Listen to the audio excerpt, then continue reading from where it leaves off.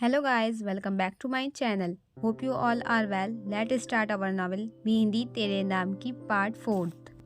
आप लोग यहाँ क्या कर रही हैं? ड्राइवर का इंतजार, हादी ने जवाब दिया।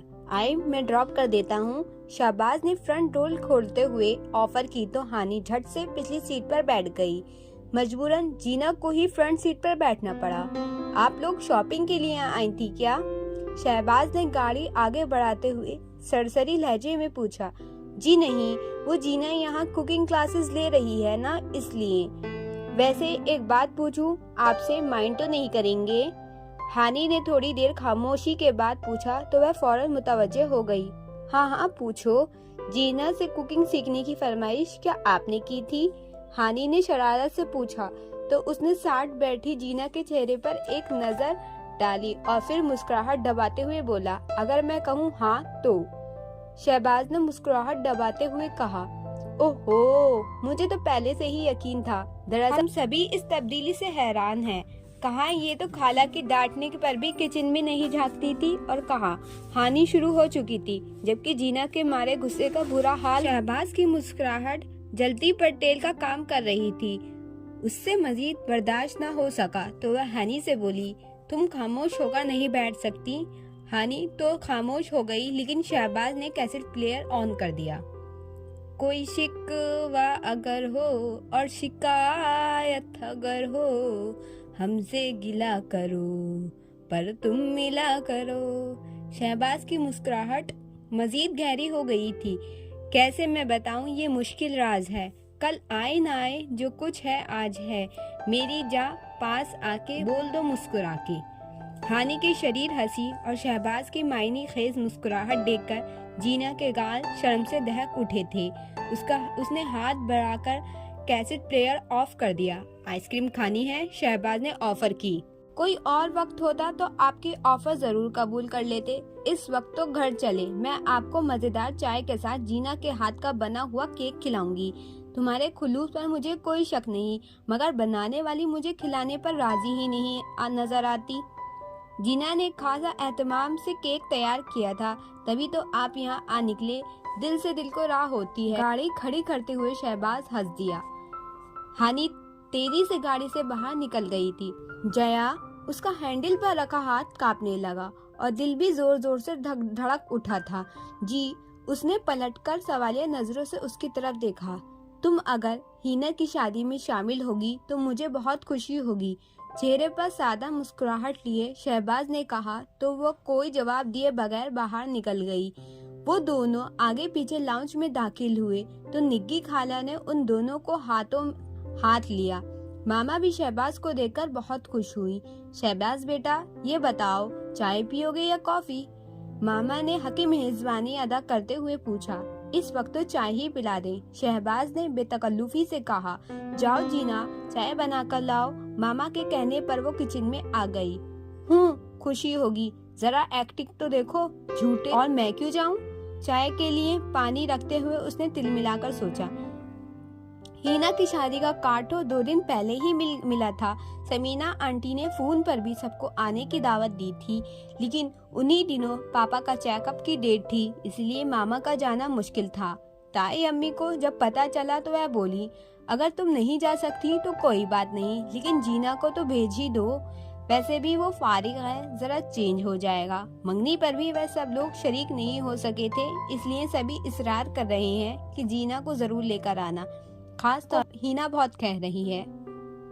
मामा ने फौरन से इस तवजी को मान लिया, जबकि उसको समझ में नहीं आ रहा था कि वह जाए या न जाए। मामा का इसरार था, मगर उसका अपना दिल कतई तैयार नहीं था, और अब शहबाज का कहना था कि उन्हें उसकी शादी में शिरकत करने से खुशी होगी। कैसी खुशी और क्यों, जबकि उनकी जिंदगी में मेरी कोई हैसियत ही नहीं है। कितने दोगले एक्टर हैं। हानि के सामने तो ऐसा बन रहे थे जैसे खौलते हुए पानी में पत्ती डालते हुए वह खुद भी खौल रही थी। जब वो चीजों से सजी ट्रॉली लेकर लाउंज में पहुंची तो सभी बातों में लगे हुए थे। अरे जीना, वो केक कहाँ है जो तुमने शाम में बेक किया था? निग्गी खाला के पूछने पर वह किचन में ही भूल आई हूँ कहती हुई पलट गई, जबकि शहबाज और हानि एक दूसरे को देखकर हंस पड़े। चाय पीते ही शहबाज उठ खड़ा हुआ। खाना फिर कभी सही, आज तो मेरा एक बिजनेस डिनर है और अभी मुझे घर जाकर चेंज भी करना है, इसलिए इजाजत दीजिए। वो सबको खुदा हाफिज कहता हुआ एक पल के लिए हानि के पास रुका और धीरे से बोला, केक तो आप वाकई काफी अच्छा बना लेती हैं। हानि हंस पड़ी। तो फिर जा रही हो लखनऊ? निग्गी खाला ने पूछा। पता नहीं, देखें। उसके पाँव में सैंडल उतारते हुए जवाब दिया। क्या देखें, जाना तो है ही ना। वो सब इतना इसरार कर रहे हैं, मामा ने कद्र सख्ती से कहा। भाई, जब जाना ही है तो कुछ शॉपिंग वगैरह कर लो। आखिर को तुम पहली बार अपने ससुराल जा रही हो, वहाँ शहबाज के बहुत सारे रिश्तेदार और कजिन्स तुम्हें पहली बार देखेंगे, इसलिए कुछ तैयारी वगैरह कर लो ताकि उनका तुम्हारा अच्छा इंप्रेशन पड़े। निग्गी खाला उसे ढेरों नसीहतें करती रहीं, जबकि वो सोफे पर पाँव फैलाए बैठी मुस्कुराती रही। रात में वो भी काफी डिस्टर्ब रही। कभी अनुषा की बातें सोचने लगती तो कभी शहबाज के रवैये में उलझ जाती। उसका दिमाग पहले ही खुला हुआ था, अब उस पर ये नई मुसीबत। वो जाना नहीं चाहती थी, लेकिन मामा को कौन समझाता। सुबह जब वो काफी देर तक नीचे नहीं आई तो मामा खुद ही उसे उठाने चली आई। जीना, उठो, दिन चढ़ आया है। वो खिड़की से पर्दे समेटते हुए बोली, लेकिन जब उसके वजूद में कोई हरकत ही नहीं हुई तो वह परेशान से उसकी तरफ बढ़ी। जीना, उन्होंने उसकी पहचानी छुई तो बुखार में जल रही थी। उन्होंने घबराकर हैदर को फोन किया। आखिर हुआ क्या? अरे परेशानी की कोई बात नहीं है, शाम तक बुखार उतर जाएगा, उन्होंने उसके बाजू में इंजेक्शन लगाते हुए कहा। लेकिन ये बैठे बिठाए इसे बुखार कैसे हो गया? उन्होंने परेशानी से पूछा। यही तो मैं सोच रहा हूँ मामा, जीना को कोई टेंशन है? मेरा मतलब है कहीं ये मेंटली डिस्टर्ब तो नहीं है? उन्होंने पूछा। नहीं, घर में तो ऐसी कोई बात नहीं हुई है। क्यों? बस यूं ही मेरा ख्याल था कि शायद डिप्रेशन से हो गया हो। खैर छोड़ें, अब ये 2-3 घंटे पहले नहीं उठेगी। उन्होंने जीना के चेहरे पर पुरजोर नजर डालते हुए जवाब दिया। लेकिन शाम तक उसका बुखार कम होने के बजाय तेज हो गया था। सारा घर उसके लिए परेशान था। ताया अब्बू और ताई अम्मा भी उसे देखने आए थे। अगले दिन उन्होंने लखनऊ जाना था। दादी जान अलग परेशान थी। 3 दिन तक वो बुखार में ही पड़ी रही। चौथे दिन उसका बुखार टूटा तो सबने खुदा का शुक्र अदा किया। बुखार तो उतर गया, लेकिन उसे सख्त कमजोरी महसूस हो रही थी। दादी जान आजकल उनके यहाँ आई हुई थी और उसका बेहद ख्याल रख रही थी। ताई भी मुसलसल फोन करके उसका हाल पूछती रही। सबकी इतनी मोहब्बतें देखकर उसकी आंखें भीग गई। मैं इन लोगों की मोहब्बतों पर शक कर रही थी, भला ये मेरा बुरा चाह सकते हैं? उसने शर्मिंदगी से सोचा। हैदर भाई ने कई बार बातों बातों में उससे उसकी परेशानी का सबब पूछना चाहा, लेकिन वो क्या बताती। ताई अम्मी वापसी पर उसके लिए लखनऊ से कढ़ाई वाला खूबसूरत सूट और कई तोहफे लाई थी। अरे जीना, तुम यहाँ बैठी हो? वो अपनी सोचों में इस कदर गुम थी कि समीरा के आने का पता ही न चला। अपनी पुश्त पर उसकी आवाज सुनकर वह चौंक कर पलटी। अरे तुम रो रही हो? अपने हाथ की पुश्त से आंसू साफ करते हुए उसके इनकार में जवाब दिया। बदतमीज लड़की, हमसे सरदर्द का बहाना करके तुम यहाँ बैठी रो रही हो? अगर निग्गी खाला ने देख लिया तो सच में तुम्हारा गला दबा देंगी। जीना को चुप कराते हुए वह खुद भी रो पड़ी। तुम क्यों रो रही हो? तुम रो रही हो ना, इसलिए। ज्यादा बनो नहीं, सीधी तरह कहो अली याद आ रहा है, जीना ने उसे छिड़ते हुए कहा। वैसे समीरा, ये बताओ तुम्हारी अली से बात हुई है कि नहीं? मेरा मतलब है नेट पर। इतना नेक नहीं है तुम्हारा भाई, समीरा ने नजरें चुराते हुए कहा। अच्छा, सच कह रही हो? जीना ने शरारत से उसकी आंखों में झांका तो दोनों ही हंस दी। वैसे मैं सोच रही हूँ कि अब मामा को बता ही दूं। ज्यादा बकवास करने की जरूरत नहीं है। चलो उठो, नीचे चलते हैं। सच इतना मजा आ रहा था, उसने जीना का हाथ पकड़ते उठाते हुए कहा। वो जिस वक्त नीचे लाउंज में आई तो मीना और जरी डांस कर रही थी। मेहंदी के लिए जर्द रंग के फूलों से लाउंज की सजावट की गई थी। झूले पर बैठी वो मुस्कुराते हुए मीना को देख रही थी कि गाने के बोलों पर उसका जहन भटकने लगा। जाके तू साजन के साथ भूल न जाना ये दिन रात, तुझको देश पिया का भाई, तेरे पिया तेरे गुन गाए, आए खुशियों की बरसात, मेहंदी रचेगी तेरे हाथ। उसकी नजरें अपने और शहबाज की आखिरी मुलाकात घूम रही थी। 1 जनवरी की शाम थी। असद ने उससे कहा था कि मैं ज़रा फ्रेश हो जाऊं और फिर कहीं बाहर घूमकर आते हैं। वो बरामदे की सीढ़ियों पर बैठी उसका इंतज़ार कर रही थी कि तभी शहबाज की गाड़ी गेट में दाखिल हुई। वह अपनी जगह से उठ खड़ी हुई। शहबाज मुस्कुराते हुए उसके सामने आ खड़े हुए। Happy new year. उन्होंने मुस्कुराते हुए हाथों में पकड़ा खूबसूरत सा बुके उसकी तरफ बढ़ा दिया। वो शहबाज से सख्त खफा थी, इसलिए उसका लहजा खुद ब खुद रुका हो गया था। आपने बेकार जहमत की। उसने फूल लेने के लिए हाथ नहीं बढ़ाया। चंद लम्हे शहबाज खामोशी से उसे देखता रहा, फिर बोले तो उनका लहजा बेहद संजीदा था। जया, तुम इस रिश्ते से खुश हो?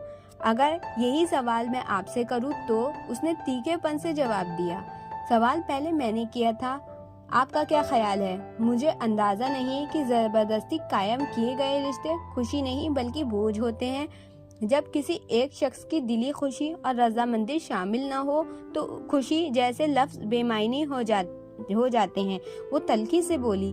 गुस्से से शहबाज का चेहरा तमतमाने लगा था। वो होठ भींचे खड़े रहे, लेकिन जब बोले तो उनका लहजा बेहद ठहरा ठहरा सा था। जया, ये अजाब तुमने खुद मोल लिया है। तुम उस वक्त क्यों नहीं बोली थी जब फैसले का इख्तियार तुम्हारे हाथ में था? अब माजी की राह कुरेदने का क्या फायदा? हालात के साथ समझौता कर लो, क्योंकि अब इसी में ही हम सबकी बेहतरी है। ये सब आपके लिए आसान होगा, लेकिन मेरे लिए नहीं हो सकता। उसके लहजे में आंसुओं की नमी शामिल हो गई थी। शहबाज चंद लम्हे खामोश खड़े रहे, फिर हाथों में पकड़े बुके पर एक नज़र डालते हुए बोले, ये फूल मैं तुम्हारे लिए लाया था। फूल एहसासात और जज्बात का जाहिर करते हैं।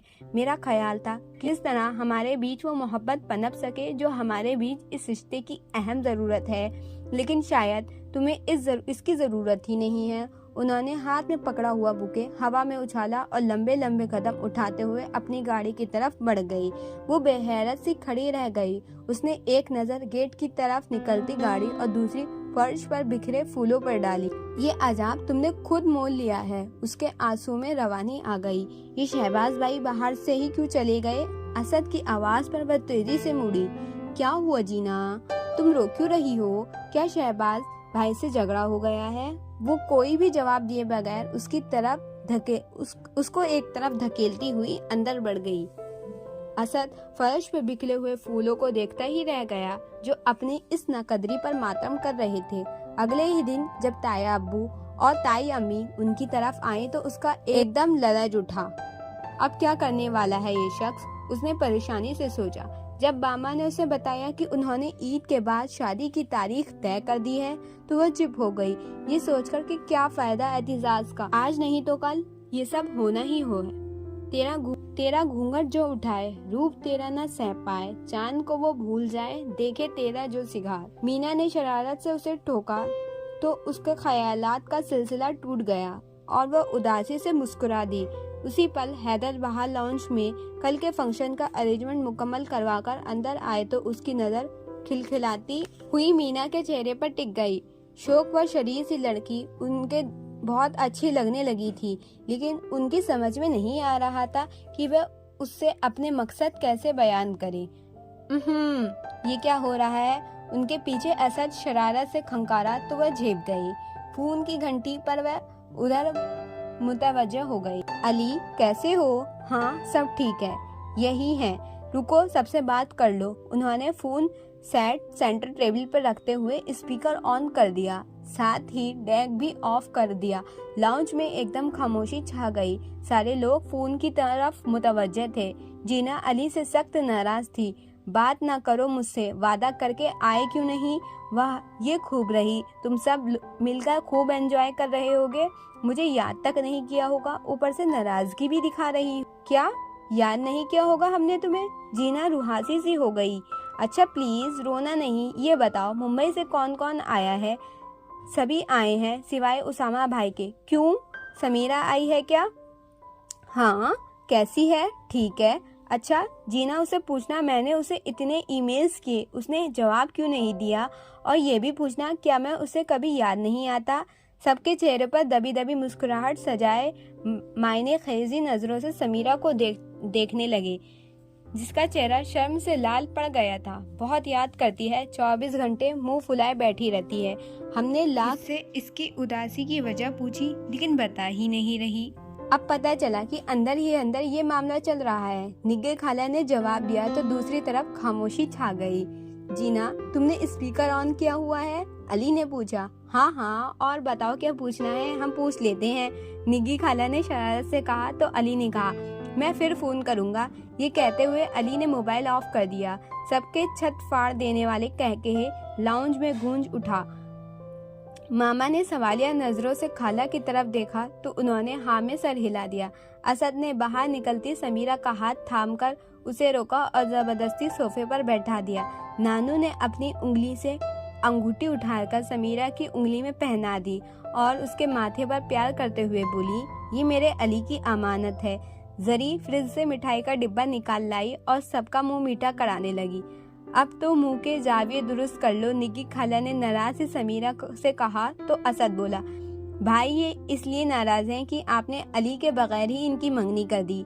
असद की बात पर सब हंस पड़े। समीरा बमुश्किल अपना आप छुड़ाकर ऊपर भागी। रात गए तक यहाँ हंगामा जारी रहा। फरी खाला ने 3 बजे जबरदस्ती उसको उठा लिया। सुबह उठकर देरों काम निपटाने हैं, मेहंदी का फंक्शन है, कल भी रात जगह होगा, इसीलिए अब सब लोग जाकर आराम करो। जीना रात भर सुकून से न सो सकी। सुबह सवेरे ही उसकी आंख खुल गई। वजू करके नमाज अदा की। कितनी ही देर वो दुआ की हालात में जा नमाज पर बैठी रही, लेकिन समझ में नहीं आ रहा था कि क्या दुआ करे। या अल्लाह मेरी मदद करना, उसके चेहरे पर हाथ फेरते हुए सच्चे दिल से दुआ की। फिर वो उठकर बाहर टेरिस पर आ गई। हल्का हल्का सा उजाला हो रहा था। चारों तरफ छाया सन्नाटा और ठंडी हवा बहुत भली लग रही थी। अरे जीना, तुम इतनी जल्दी उठ गई? दरवाजा खोलकर बाहर आती समीरा ने पूछा। लगता है तुम्हें भी खुशी के मारे नींद नहीं आई, जीना ने शरारत से कहा। फजूल बातें ना करो, ये बताओ चाय पियोगी?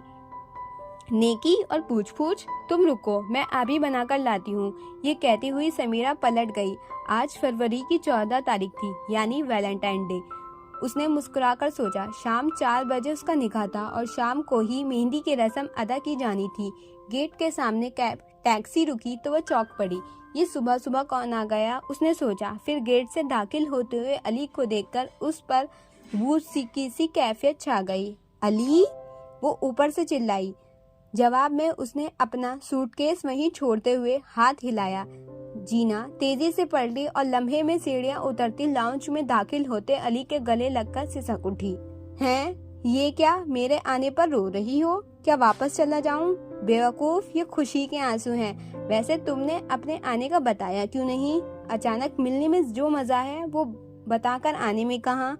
उसने किचन के दरवाजे पर खड़ी समीरा को देखते हुए जवाब दिया। मैं मम्मी पापा को बताती हूँ।